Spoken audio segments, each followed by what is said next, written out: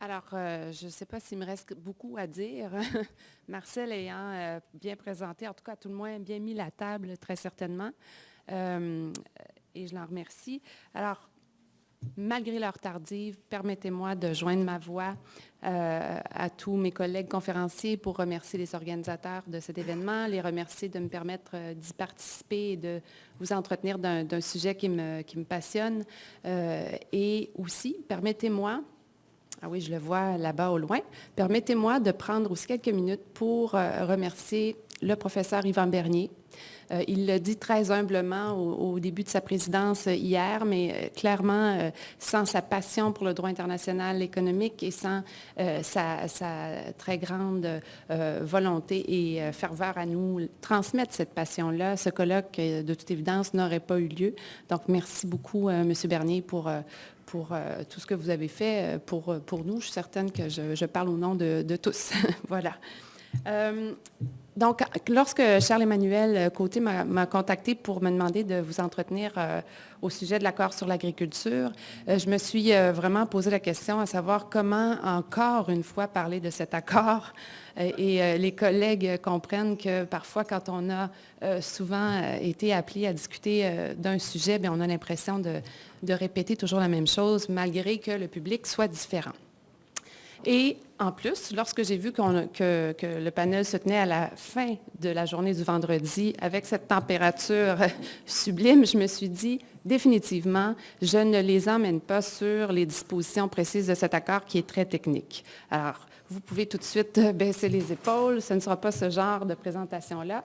J'ai essayé de voir de quelle manière je pouvais aborder à nouveau l'accord sur l'agriculture et j'ai décidé de le faire en prenant finalement un peu de recul et en traitant d'une expression qui d'ailleurs a été utilisée par M. Groslot tout à l'heure, qui est très utilisée justement et qui revient très fréquemment dans les discours des gens qui s'intéressent à la libéralisation des échanges agricoles, donc l'expression exception agricole.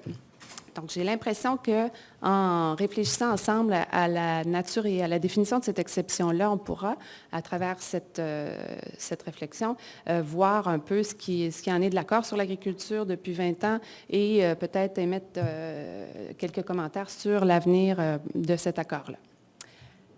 Donc, pour les juristes, l'exception agricole, donc l'expression exception agricole signifie très clairement là, la situation qui prévalait. Oups, j'ai oublié de. La situation qui prévalait sous le GATT de 1947, on y a fait référence à l'instant, c'est-à-dire donc à partir du moment où les États-Unis ont obtenu une dérogation temporaire à l'article 11.2 CI du GATT et exception qui donc devait être temporaire, mais comme nous le savons, a perduré dans le temps jusqu'à finalement, jusqu'à ce que l'accord sur l'agriculture entre en vigueur. Dérogation qui a finalement fait en sorte que les autres parties au GATT ont réagi de telle manière que, on l'a dit encore une fois tout à l'heure, de telle manière que le commerce agricole a été presque complètement exclu de la vague de libéralisation qui a eu lieu sous le GATT de 1947. Donc, pour les juristes, cette expression-là, qui est l'exception agricole, signifie davantage une exception dans les faits, plutôt qu'une exception en droit, puisque le GATT de 1947 prévoyait la libéralisation des échanges agricoles au même titre que les autres produits. Donc, pour nous, spontanément, c'est une exception de fait et non une exception de droit. Et à travers, depuis quelques années déjà où je m'intéresse à ces questions-là, donc j'ai essayé d'expliquer cela à mes collègues dans les autres disciplines, en sciences politiques, en histoire, en anthropologie, en agroéconomie, et de leur dire que ces termes-là, depuis l'accord sur l'agriculture, n'ont plus lieu d'être. L'accord sur l'agriculture a finalement réussi à enclencher cette libéralisation des échanges-là et de manière plus efficace, là, je le mets entre guillemets. Et donc, j'ai essayé de les faire cesser d'utiliser cette expression, exception agricole, et c'est en vain que j'ai tenté de le faire, puisque force est de constater que c'est une expression qui continue d'être utilisée encore et qui est très résiliente et qui est utilisée non seulement par les gens du milieu ou du terrain, mais par, comme je le dis, les collègues de toute discipline. Donc, en préparant la présentation d'aujourd'hui, je me suis dit, il y a quelque chose là et je vais essayer de le documenter et finalement de peut-être prendre un peu de recul des textes juridiques et me poser la question à savoir ce qu'il en est de cette expression-là. J'aurais pu faire une nomenclature, voyons, excusez-moi, je la change ici, mais bon, j'aurais pu faire une nomenclature beaucoup plus grande que ça, des éléments là, ou des facteurs qui peuvent nous amener à considérer qu'il existe effectivement une acception beaucoup plus large de cette expression-là qu'est l'exception agricole. Mais j'en ai simplement pointé quelques-uns pour les fins de la présentation d'aujourd'hui. Il faut conclure là, avec les indications que je vous présenterai par la suite qu'effectivement, cette exception agricole-là, elle existe et elle est comprise essentiellement, ou on pourrait la définir essentiellement comme étant une intuition générale qui est, je dirais, assez généralement partagée, à savoir à l'effet que finalement les questions, et M. Groslot l'a dit tout à l'heure, à savoir à l'effet que les questions agricoles et alimentaires devraient être réfléchies d'une manière différente de celle des autres produits. Donc, et comment on peut finalement concrètement tenter de démontrer que c'est effectivement une intuition générale qui est généralement partagée? Bien, entre autres, par le biais de la littérature, je n'ai pas le monopole de cette analyse. D'autres chercheurs, entre autres en histoire de l'économie politique, l'ont fait avant moi de manière brillante, mais on peut donc voir à travers la littérature et même à travers donc les textes majeurs d'économie politique, que même à la base et même à l'époque, l'agriculture était considérée comme spécifique et qu'on tentait là, d'aménager finalement une façon de la traiter par le biais du commerce ou de la libéralisation des échanges. Et on comprend à travers ces textes-là que finalement, à la fois la couverture des besoins alimentaires par le biais des échanges capitalistes, c'est assez nouveau dans l'histoire de l'humanité. Et en plus, que quand on collige l'ensemble des textes d'économie politique, que finalement, il y avait même dans ces textes-là qui prônaient la libéralisation des échanges une certaine reconnaissance de cette spécificité-là. Voilà. Ensuite, l'autre indice qu'il existe effectivement cette intuition généralement partagée, si on regarde et on prend du recul et on regarde les grands mouvements de libéralisation des échanges en matière agricole et alimentaire, on voit clairement, encore une fois, on l'a mentionné à l'instant, qu'il y a continuellement eu des mouvements d'avancée vers la libéralisation et de recul par la suite.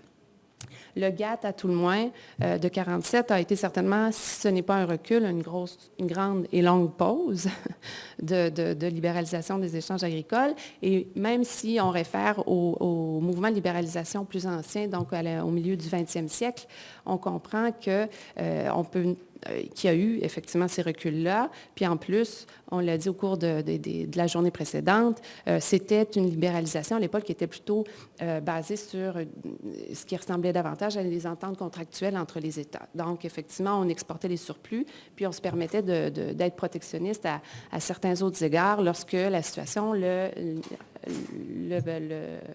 demandait.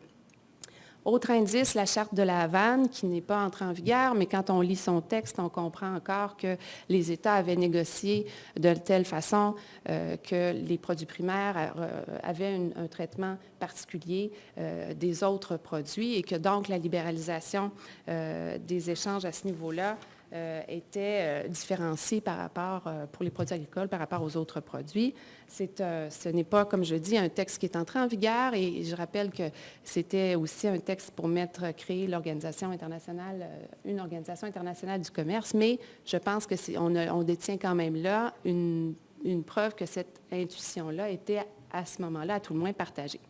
Les positions des différents membres lors des négociations d'Uruguay, puis on pourrait ajouter lors des négociations du cycle de Doha également, sont pleines de références à cette exception agricole, comme on vient de la définir là, plus largement. Donc, ça aussi, je pense que c'est à prendre en compte dans cette détermination-là qu'il existe effectivement une intuition généralement acceptée que les questions agricoles doivent être traitées d'une manière différente. Et j'ajoute, pour faire un clin d'œil au colloque qui arrive, que le mouvement qu'on perçoit actuellement, qui est pour les localités et les régions de se retourner vers ce qu'on appelle des systèmes alimentaires territorialisés. Donc, l'idée étant qu'il existe le système alimentaire hégémonique, favorisé par les accords de libéralisation, mais qu'il existe aussi d'autres systèmes alimentaires qui sont présents à plus petite échelle et qui fonctionnent et qui existent et qui doivent pouvoir cohabiter avec le système hégémonique. Donc, ce mouvement-là qu'on voit ici, en Ontario particulièrement, là, avec les nouvelles lois ontariennes qui ont été adoptées, mais ailleurs à travers le monde, c'est aussi, à mon avis, un indice que on cherche des solutions pour pouvoir réfléchir de manière différente les questions alimentaires et agricoles. Comme je le dis, ce sont quelques exemples de cette intuition générale, mais on aurait pu en ajouter davantage, à mon avis. Donc, si on poursuit notre réflexion, il existe une acception plus large de l'expression exception agricole que celle que les juristes sont habitués d'utiliser, et qui réfère finalement, quand on fait la somme de tout ce qu'on vient de dire, qui réfère à la spécificité du fait alimentaire d'une part et à un déséquilibre qui existe, qui est constant finalement, entre l'aliment bien de subsistance et l'aliment objet marchand. Alors, qu'en est-il par rapport à l'accord sur l'agriculture? Je pense que... Pardon? Oui, là, j'ai perdu le contrôle ici. Là. Voilà. Qu'en est-il finalement de l'accord sur l'agriculture dans toute cette réflexion-là? Bien, je pense que si on accepte qu'il existe effectivement une exception plus large à l'exception agricole, l'accord sur l'agriculture, ce qu'il a fait, quand M. dit que c'est un premier pas, c'est qu'il a campé et traduit en droit cette exception agricole, comme on vient de la définir là, largement. Il l'a campé d'abord en étant un accord particulier qui porte sur ce sujet-là. On s'est dit, bon, on a besoin dans ce secteur-là d'un accord particulier, sinon on n'y arrivera pas. Donc, en soi, ça témoigne d'une spécificité. C'est un accord... qu'il le fasse bien ou mal, ce n'est pas l'objet de la présentation d'aujourd'hui, mais c'est un accord, il faut en convenir, qui pousse le plus loin, ou peut-être en tout cas certainement c'est un de ceux qui pousse le plus loin, la prise en compte de considérations autres que commerciales. Je vous ai dit que je ne vous amenais pas dans les articles précis de cet accord-là, mais quand même, on peut référer rapidement au préambule de l'accord où il est question de sécurité alimentaire, de développement, de protection de l'environnement, l'article 5 qui est la clause de sauvegarde spéciale, l'annexe 5 qui prévoyait même pour les pays développés d'utiliser certaines mesures pour protéger leur marché dans le cas de produits sensibles. C'est une annexe qui n'a pas été utilisée grandement, mais qui a été négociée lors de l'accord sur l'agriculture. L'annexe 2, on a parlé des subventions vertes, bon, qui finalement est une nomenclature de types de soutien qui sont permis pour assurer finalement cette spécificité, qu'on puisse continuer quand même à assurer cette spécificité-là. Alors, comme je le dis, l'objet de la présentation d'aujourd'hui, ce n'est pas de déterminer est-ce que ces dispositions-là le font bien, le font assez, le font mal, ne le font pas suffisamment. J'ai écrit beaucoup sur le sujet, donc l'idée était de vous présenter autre chose. Mais je pense que dans cette optique-là, il faut conclure que cet accord traduit pour la première fois, à mon avis, l'exception agricole comme on vient de le définir largement. Dans les négociations actuelles, eh bien, l'article 20 de l'accord sur l'agriculture le prévoyait. Encore une fois, je pense que cet article-là témoigne de la spécificité du secteur en disant que dans les négociations, on devait prendre en compte les considérations autres que commerciales. Les positions des membres dans les négociations de Doha, quand on les analyse bien par rapport à celles qu'elles étaient au sein du cycle d'Uruguay, n'ont pas tellement changé en matière de sécurité alimentaire ou de considérations autres que commerciales. Elles ont été raffinées parce que maintenant, ce qu'on lit clairement dans ces positions-là, c'est beaucoup des références au droit à l'alimentation, à la sécurité alimentaire, qui est un concept qui, parallèlement aux accords de l'OMC, a grandi, s'est précisé, etc. Mais donc, dans le fondement de ces demandes-là n'a pas tellement bougé et les pays qui les formulent sont les mêmes également. En fait, si on cherchait d'autres preuves qu'on a besoin peut-être de continuer à traduire en droit cette spécificité agricole, la décision ministérielle de 2013 sur la détention du stock public à des fins de sécurité alimentaire, à mon avis, en témoigne. C'est donc une décision qui s'applique aux pays en développement et qui leur permettent de détenir, comme le titre l'indique, des stocks publics à des fins de sécurité alimentaire sans avoir la crainte de faire face à des plaintes devant l'organe de règlement des différends. C'est, à mon avis, encore une fois, la traduction en droit de cette spécificité agricole. Il me reste peu de temps. Cette spécificité agricole ou cette définition large de l'expression « exception agricole », elle est aussi traduite dans d'autres textes de droit international hors OMC. Elle est peu traduite dans le multilatéral, au-delà du fait qu'il existe un droit qu'on appelle droit à l'alimentation et qu'il y a au sein du Comité sur la sécurité alimentaire des directives volontaires qui sont émises au sein des textes de droit international multilatéraux, c'est peu traduit. Par contre, en droit régional, là, je n'ai mis que 3 exemples, mais ils sont beaucoup plus nombreux et il y aura, je pense, une publication, donc je pourrai être plus précise. Mais, entre autres, vous envoyer quelques-uns qui, là, réfèrent très directement à la nature particulière de l'agriculture et à cette exception agricole.